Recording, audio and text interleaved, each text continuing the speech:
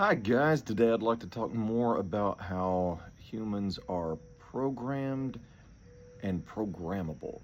So we're talking about the relationship between the conscious mind and the subconscious mind. So what seems to happen with all humans is that in the beginning we're born into a theta wave brain state.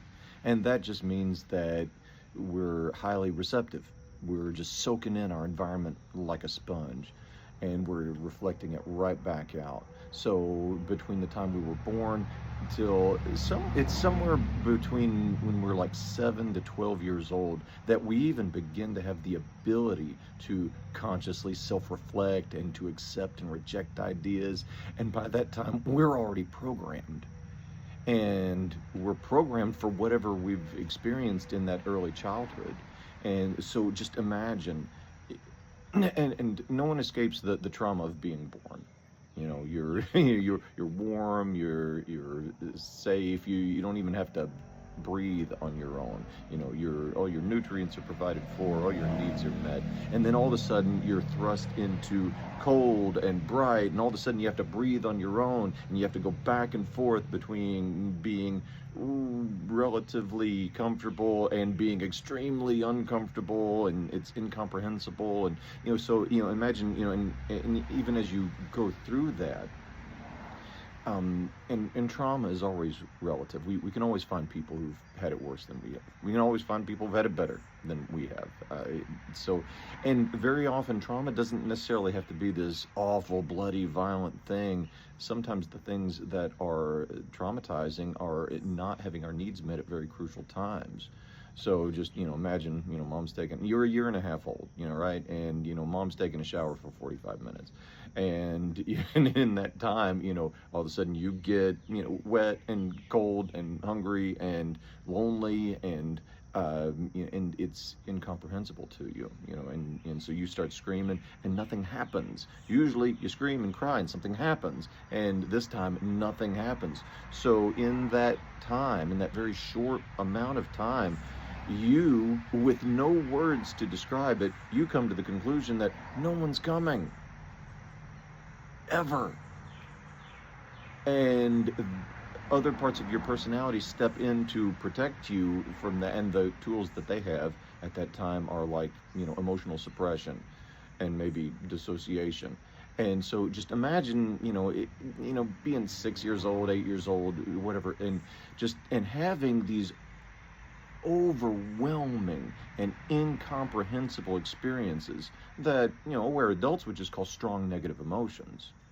But at that age, you don't have a fully formed vocabulary about how to identify all of your emotions and all your feelings. And the younger you get, the less vocabulary you have to narrate yourself through these overwhelming and incomprehensible experiences. So you have no language to narrate yourself through it. The younger you get, when you go looking at your personal past. So you have no language to narrate yourself through it, and you have no life experience. You have no frame of reference that tells you that this is ever going to end. Remember, all of this is happening, in less than 10 human years. And so you have, for these parts of your subconscious that step in to protect you and to try to manage your emotions, for all they know, the whatever emotional state you're in, it's forever. And and it was because there's a big difference between our abilities mentally and emotionally as adults and then when we were children. There's a big difference. We are not in the same brainwave state. And so that's why it's the parents' job, the adults and authority figures, probably mostly our parents. It's their job to help us manage our emotions and to fulfill our emotional needs, because we don't have the ability to at that time. As adults, we have the ability to fulfill all of our emotional needs ourselves. Now, that doesn't at all mean that we know how, but we have the ability to, and that's the big difference. When, as children, we're at the mercy of our caregivers. So when we're children, when we're not having our emotions, regulated and our emotional needs met, we can come to all kinds of false conclusions. Well, remember, with very little language to describe these things to ourselves. So we internalize. Imagine just being so young that you don't have the words, but you do have the ability to believe that, oh my God, I'm helpless. I'm powerless. And my worth is dependent on external validation.